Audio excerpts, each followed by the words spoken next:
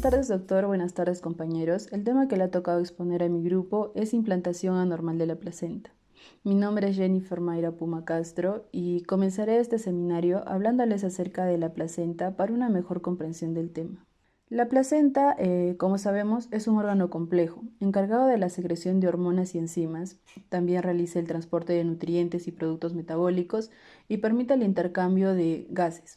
Con el aumento de la edad materna y de las cesáreas, la incidencia de la placenta previa y de acretismo placentario se ha elevado. En esta oportunidad presentaremos el acretismo placentario, que se refiere a aquella placenta que presenta un trastorno de adhesión o algún grado de invasión, ya sea al útero o estructuras adyacentes.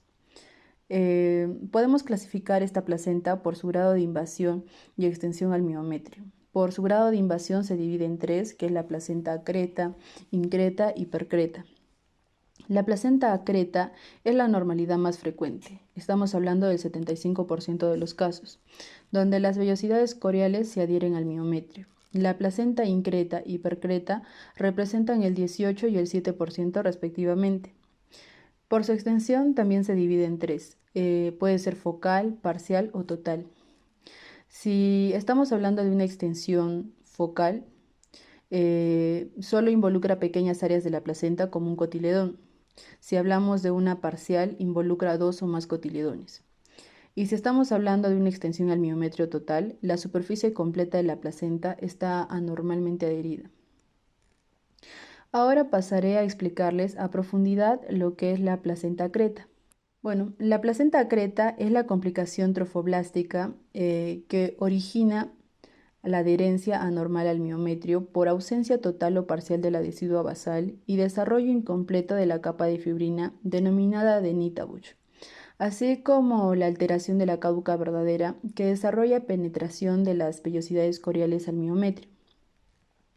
Esta anormalidad es responsable de la segunda causa de hemorragia obstétrica generadora de morbilidad asociada, representada por coagulación intravascular diseminada, síndrome de dificultad respiratoria del adulto, insuficiencia renal aguda, síndrome de Sheehan y finalmente podría desencadenar en la muerte. Esto es aproximadamente en el 7% de los casos.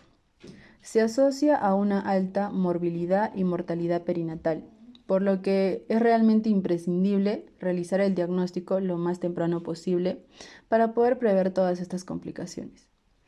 La incidencia es de 3 por cada 1000 gestantes y, como mencioné, ha ido aumentando en gran parte por el aumento del número de cesáreas y por el aumento de la edad materna. La presencia de la placenta acreta suele ser asintomática durante el embarazo, salvo que se asocia a una placenta previa. Con esto quiero decir que la clínica del acretismo placentario es superponible a la de la placenta previa. Normalmente se manifiesta como una hemorragia indolora del segundo y tercer trimestre. Por este motivo, normalmente cuando la diagnosticamos es en el periodo de alumbramiento. Aparece como una extracción dificultosa o incompleta de la placenta, acompañada o no de hemorragia posparto. Se objetiva la falta de cotiledones en la revisión de la placenta, esto es un acretismo parcial, o la imposibilidad total de alumbramiento por ausencia del plano de clivaje entre placenta y miometrio. Esto vendría a ser un acretismo total. Siguiendo con la exposición, revisaremos la placenta acreta desde una vista macroscópica, microscópica y por último revisaremos una ecografía transvaginal. Bueno, continuando, en la imagen de la izquierda se representa macroscópicamente la cara anterior del útero. En la imagen del medio podemos observar cómo las vellosidades se encuentran en contacto con el miometrio, que está señalado por la flecha negra. Aquí no hay interposición de la decidua. Al lado derecho observamos la ecografía. Tanto en la figura 1 y 2 está representada la placenta anterior y previa oclusiva total y la presencia de múltiples lagos vasculares, que son signos ecográficos sugestivos de acretismo placentario. Ya para terminar con mi parte de la exposición, decirles que el diagnóstico ecográfico transvaginal del acretismo placentario se ha convertido en un método más para poder establecer con precisión que esta anomalía de la presentación de la placenta. Y también decirles que esta es una de las principales causas de hemorragia uterina posparto y podría desencadenar la histerectomía obstétrica. Buenas tardes, doctor. Buenas tardes, compañeros. Mi nombre es Hanna Polet León Araujo y a continuación hablaré de la placenta increta. Se define a la placenta increta como una penetración algo más profunda de la placenta en la pared uterina, formando parte del espectro de la placenta acreta en un segundo grado. La placenta increta es la invasión de la placenta hacia el miometrio, donde la pared del útero está casi completamente penetrada, pero aún no logra adherirse al músculo. La placenta increta es uno de los tipos más comunes de inserción anormal de la placenta, el segundo más común para ser específicos, y representa el 15% de los casos, únicamente el 15%. La placenta increta se encuentra dentro de la clasificación general del espectro de placenta acreta según la Federación Internacional de Ginecología y Obstetricia en un segundo grado. Bueno, como vemos, a continuación podemos apreciar a la placenta increta tanto de manera macroscópica como de manera microscópica y en una ecografía. Y podemos apreciar, en especial en la imagen del centro, cómo las vellosidades coriales penetran en miometrio. Esta placenta increta se suele detectar a principios de la edad gestacional. Se puede identificar que el saquito está prácticamente en el cuello de la matriz y el saco irá migrando hacia la porción más baja del útero. Y si es que no se tiene un tratamiento adecuado, finalmente se tendrá que interrumpir el embarazo. Se puede realizar el diagnóstico de una placenta increta con una resonancia magnética nuclear de ultrasonido de alta especialidad. Hay un equipo específico de esto en México y esta tecnología también sería muy útil, aunque de momento en Perú se puede identificar de otras maneras que se expondrán más adelante. Como sabemos, la placenta increta es una placenta que estaba previa, es decir, que se ubicaba en la parte baja del útero. Pero no solamente eso, sino que para que tenga riesgo y para que pueda poner en riesgo a la madre y se considere anómala, estaba invadiendo poco a poco el músculo de la matriz. ¿Puede ocurrir un compromiso de parte de la madre? Sí. Puede que haya una hemorragia aguda, puede que se requiera de una transfusión sanguínea porque puede que esta hemorragia llegue a ser mortal. Las pacientes con placenta increta son más propensas a ser sometidas a una histerectomía o a un puerperio. Puede que tengan un parto muy temprano y puede que pasen por estancias hospitalarias muy prolongadas. Ahora, dentro de la clasificación general del espectro de placenta acreta según la Federación Internacional de Ginecología y Obstetricia, se califican dos criterios: el criterio clínico y el criterio histológico. Hablando en el segundo grado y del criterio clínico, podemos decir que la placenta increta posee la parotomía, como vemos en la imagen de la izquierda. ¿Por qué? Porque posee un útero con coloración azulada o púrpura. También posee hipervascularidad significativa en la serosa uterina, pero no hay un tejido placentario en la superficie de la serosa uterina. También tiene tracción suave del cordón, que hace que el útero sea empujado hacia adentro sin separación de la placenta, lo que es un signo del hoyuelo. Y ahora, hablando desde un criterio histológico y reiterando lo que ya hemos visto Desde el inicio, podemos observar cómo el tejido uterino es invadido por las vellosidades dentro de las fibras musculares. Como dije, este no es un tipo muy común de anomalía, solo representa de un 15 a un 17%, pero es igual de peligroso, por lo que es recomendable diagnosticarlo y tratarlo a tiempo, ya que podría llegar a ser mortal. Mi nombre es Kelly Muñoz y les hablaré de la implantación con placenta percreta. Esta se da en un 5% de casos y, como podemos ver en la imagen de la izquierda, es una enfermedad placentaria, en la que las vellosidades de este órgano se fijarán completamente en la pared uterina, dificultando mucho su separación en la hora del parto. Me gustaría agregar que esta implantación anómala, en los casos más graves, podrá ser capaz de atravesar todo el grosor del miometrio y la serosa, es decir, las dos últimas capas que comprenden al útero, e invadirán órganos vecinos como, por ejemplo, la vejiga. Me gustaría agregar que este tipo de placenta adherida al miometrio es muy raro, por lo cual la vamos a denominar el tipo menos común. Su diagnóstico oportuno es muy importante. Esto se debe a sus complicaciones, las cuales pueden ser mortales. Dentro de las más significativas, podemos encontrar a la ruptura uterina anterior, la cual ha resultado ser más frecuente que la posterior. Estudios han demostrado que entre los años 1899 y 1999 solo se reportaron menos de 50 casos con hemoperitoneo, es decir, presencia de sangre libre en la cavidad peritoneal, relacionado con placenta percreta, con ruptura uterina posterior e invasión del epiplom.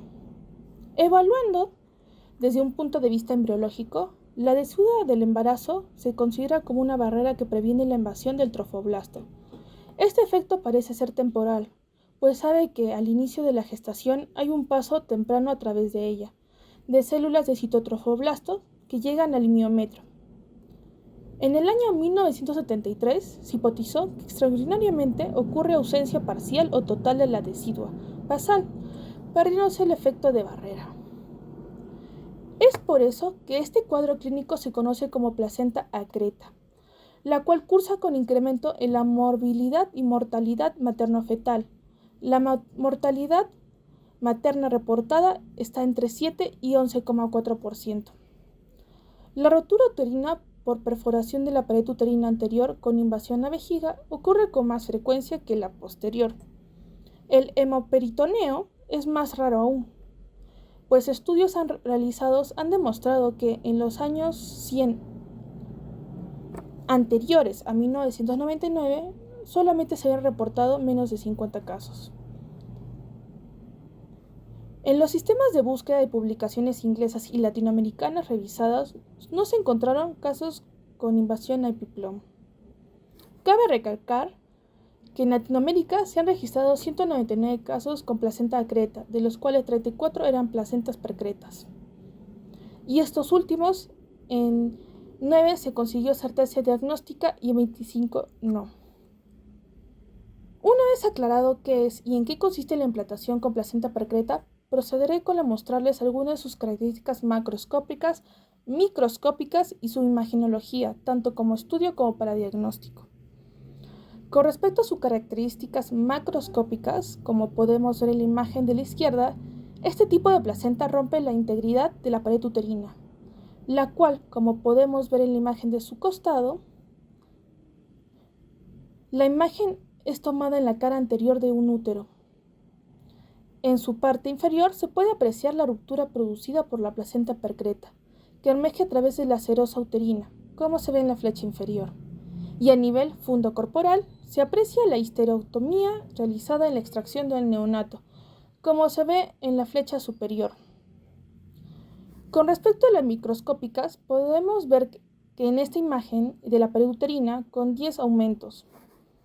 Esta anomalía se presenta como numerosas vellosidades coriónicas infiltradas en las fibras musculares lisas, miometriales, vascularizadas y severamente congestionadas y sin atipicidad. Finalmente, con respecto a su imagenología, Usualmente se utiliza para su diagnóstico. Esta se podrá emplear una ecografía transvaginal, como lo podemos ver, en la cual se muestra una placenta del tercer trimestre que presenta la pérdida del borde hipocogénico entre la placenta y el miometrio, con una protrusión de la placenta, como podemos ver señalando en la flecha larga, y en la vejiga materna, como se señala en la flecha, o con el lago placentario, como se señala en la flecha corta. Mi nombre es Rodrigo Vizcarra y en esta oportunidad les hablaré sobre los síntomas más recurrentes y que suelen manifestar la presencia de una anomalía de agretismo placentario. Al principio, los síntomas y signos clínicos son escasos. De hecho, los síntomas suelen estar ausentes durante el embarazo. Los hallazgos clínicos más frecuentes son la limitación para expulsar la placenta y la hemorragia materna puerperal. El dolor no es un síntoma común, sin embargo, la dificultad de expulsar la placenta anormalmente adherida puede producirlo. A continuación, les hablaré sobre los síntomas más significativos que suelen darse en este tipo de anomalías. Primero, les hablaré sobre la limitación para expulsar la placenta. Esta va a consistir en el retraso de la expulsión placentaria en la etapa de alumbramiento, la cual debería ocurrir dentro de los 30 minutos posteriores al parto. La adherencia de las vellosidades coriónicas al miometrio en este tipo de anomalías van a impedir el desprendimiento de la placenta. Como segundo síntoma tenemos a la hemorragia materna puerperal. El lecho uterino gestante, en este caso, como podemos ver, posee una gran irrigación sanguínea. En casos normales, posteriores a la etapa de alumbramiento, lo que va a hacer es que va a existir un sangrado limitado como parte del desprendimiento de la placenta. La contracción uterina sostenida va a contribuir al cierre de los vasos sanguíneos que estaban sangrando. Pero cuando existe un acretismo de la placenta, esta lo que va a hacer es desprenderse parcial o no desprenderse. En fin, en ambos casos, lo que va a ocurrir es una hemorragia importante o significativa. Me gustaría resaltar que el grado de invasión de las vellosidades coriónicas va a estar relacionado a la intensidad del sangrado y que el intento de alumbramiento manual solamente va a empeorar la situación. Y finalmente les hablaré sobre el dolor. La adherencia placentaria al útero no ocasiona dolor. Es por eso que el diagnóstico prenatal del acretismo placentario va a ocurrir por la observación ecográfica o cuando exista la sospecha clínica. No obstante, si el alumbramiento no llega a suceder o no ocurre, puede presentarse dolor moderado a intenso como resultado de las contracciones uterinas.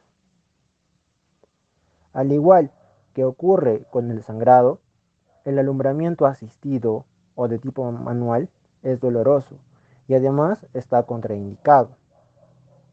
Me gustaría agregar que en los casos de placenta percreta, que crece hasta afectar a la vejiga, la mamá puede presentar además síntomas urinarios como el ardor, dolor en zonas relacionadas a estos órganos, escozor o incluso sangre en la orina.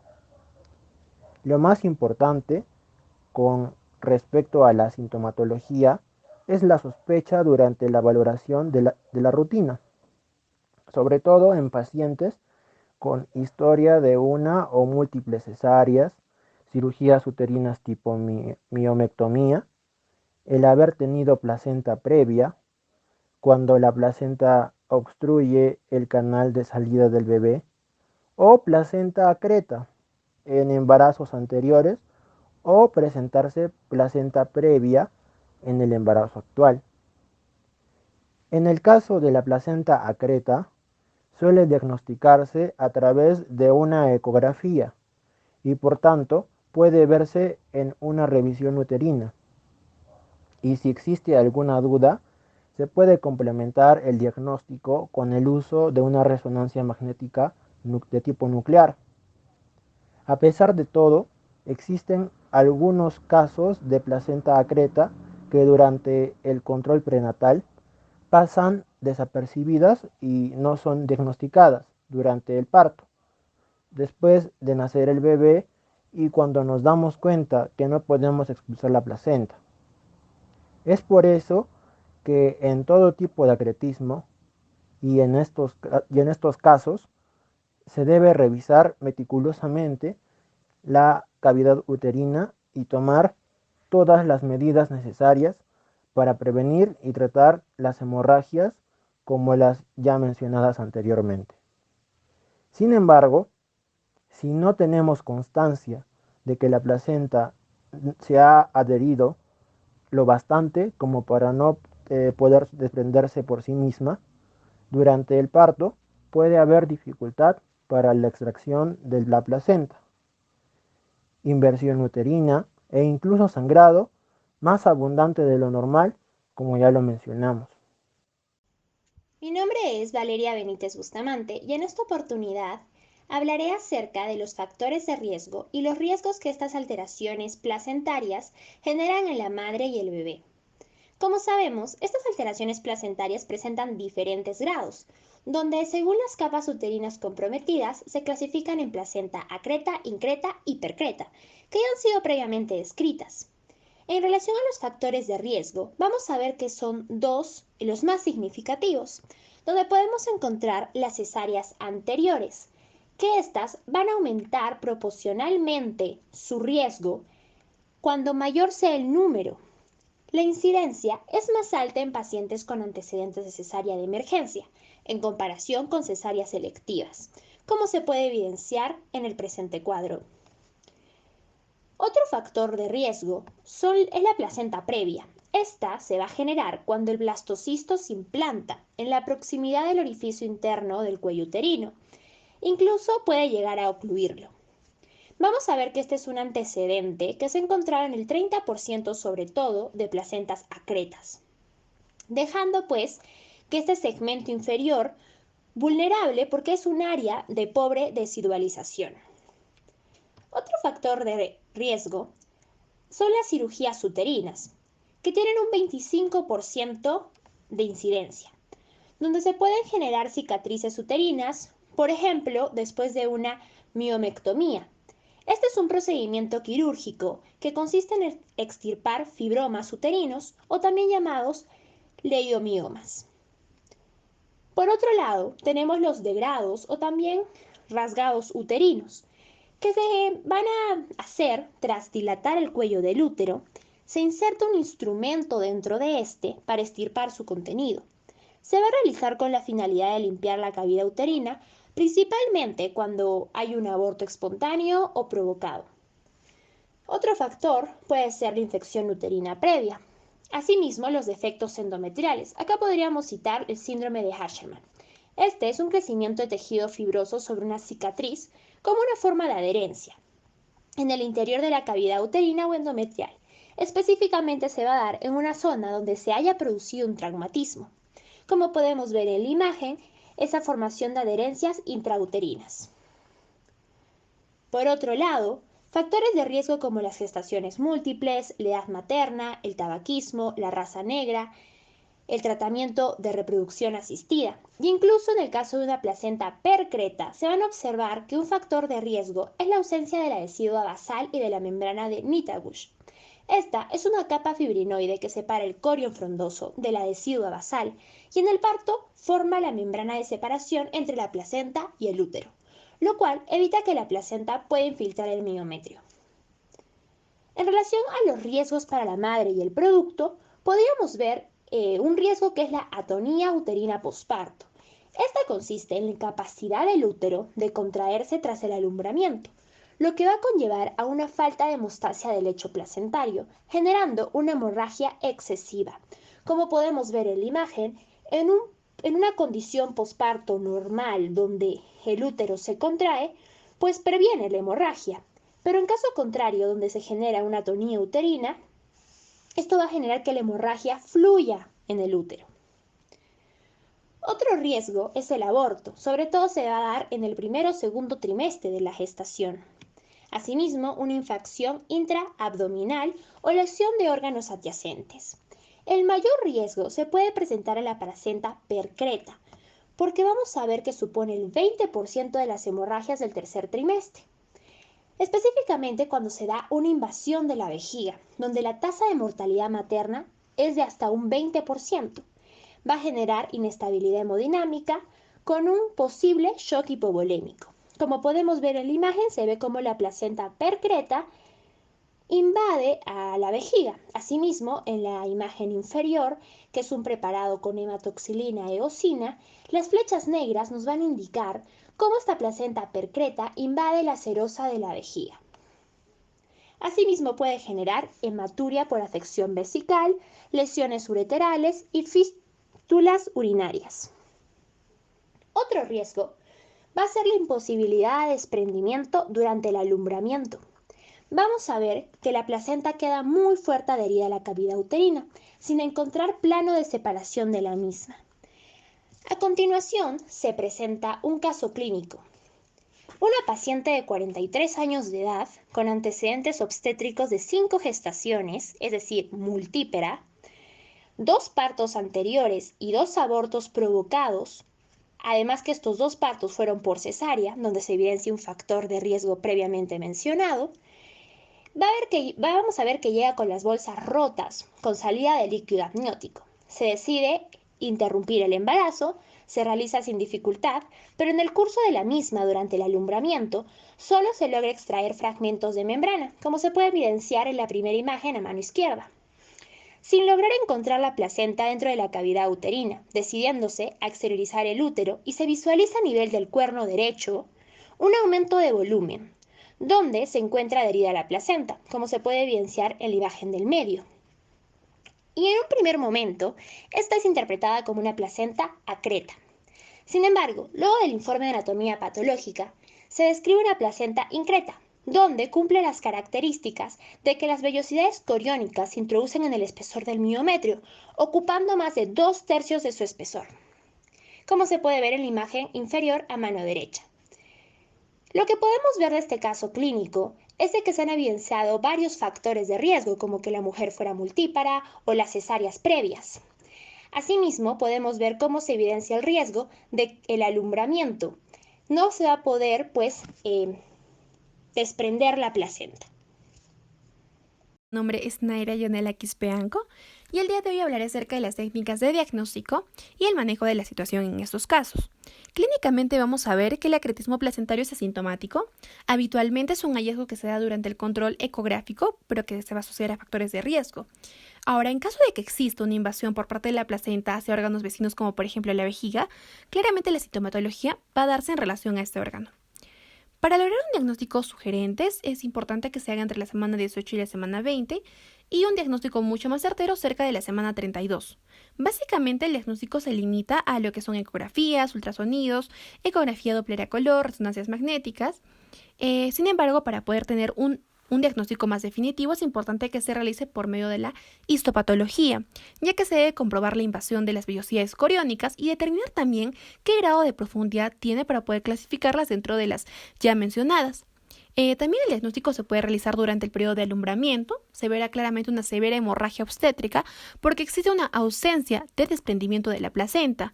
Se puede ver la imposibilidad de extracción manual completa de estos cotiledones ya mencionados y de igual forma la imposibilidad total del alumbramiento con claramente la ausencia de este plano de clivaje entre la placenta y el miometrio. Si hablamos de la ecografía, como se puede observar en la imagen 1, vemos que esta es una herramienta económica, es una herramienta que no es invasiva y es útil. La gran mayoría de los hallazgos ecográficos se van a hacer evidentes durante el segundo trimestre tardío o durante el tercer trimestre temprano, y mayores resoluciones se obtienen vía transvaginal. En condiciones normales, lo que se tiene que observar en sí es esta más homogénea, hiperechogénica, que atrás presenta una línea menos hiperecogénica, que es la que corresponde a la zona clínica del plano de clivaje, que claramente, como se mencionó, indica la separación entre la placenta y el miometrio. Si hablamos de la imagen 2 y la imagen 3, hablamos de ecografía Doppler, en la que claramente se puede observar el flujo turbulento a través de las lagunas placentarias. O sea, observamos esta hipervasculatura, esta arquitectura vascular placentaria que se extiende de forma anormal hacia el miometrio, con abundantes lagos venosos con ese flujo turbulento de sangre. Y si nos remitimos a la última imagen, que es la resonancia magnética, esta está indicada cuando la ecografía es dudosa, es equívoca. Se recomienda hacerla entre las semanas, en este caso 24 y 30, y usualmente se usa para poder planear la interrupción de este embarazo. Ahora, claramente la resonancia magnética y el uso del contraste galdolino tienen un uso bastante controversial, pero ayudan a establecer el límite entre la placenta y la pared uterina. De igual forma se puede observar la alta vascularización placentaria que se establece y que establece un contraste bastante rápido a comparación del miometrio, que tarda un poco más en contrastarse. Esto sirve para diagnosticar el grado de invasión placentaria.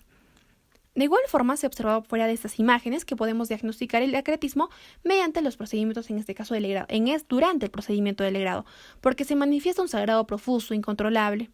Y como mencioné al inicio, usualmente también se puede dar durante el mismo periodo de alumbramiento, durante este mismo periodo de alumbramiento. Y clínicamente se va a poder presentar de dos formas, como una retención de la placenta o como un desprendimiento placentario parcial. De igual forma se puede observar el adelgazamiento miometrial o la vejiga en tienda de campaña, porque es uno de los órganos que ha sido afectados. Si hablamos de los mecanismos de acción, hablamos del tratamiento, de ese manejo que se hace en esos momentos o durante el tratamiento. Por ejemplo, podemos ver que claramente lo ideal en los 3 tipos de placentas, en este caso, podría ser el abordaje quirúrgico. Me refiero a una histerectomía abdominal total con la placenta in situ, ya que los intentos por realizar el alumbramiento normal ocasionan claramente esta hemorragia masiva.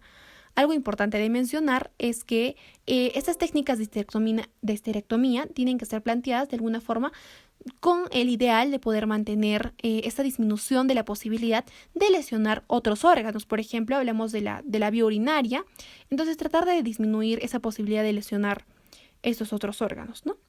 De igual forma, vamos a ver que este abordaje quirúrgico tiene que abordarse por diferentes tipos de manejos. Por ejemplo, hablamos del manejo preoperatorio, en el cual se brinda información, se crea un plan para poder incluir claramente la información de la sospecha diagnóstica. Hablamos también de la valoración preanestésica, de la disponibilidad de la situación, en este caso de la sangre, los cirujanos. Cuando hablamos de manejo intraoperativo, nos remitimos claramente a la incisión que se dará, la incisión vertical, una incisión que nos provee en sí esa exposición mucho mejor para poder valorar la pelvis en búsqueda de esta placenta, y de igual forma la histerectomía. Y en cuanto al manejo conservador, vemos que este es un manejo no quirúrgico, en el cual nos plantean otras alternativas para poder de alguna forma conservar, como el nombre lo dice. Por ejemplo, hablamos del empaquetamiento uterino, dejar la placenta in situ claramente con una administración de prostaglandinas, una compresión aórtica, una inyección de metotrexate. Entonces, después de la explicación dada durante estos minutos, podemos concluir que estas anormalidades en la inserción placentaria se asocian a una alta morbilidad, una alta mortabilidad perinatal, por lo que es imprescindible realizar el diagnóstico lo más temprano posible para realizar y poder prever en sí todas las complicaciones que lleva consigo esta mala inserción placentaria. Muchas gracias.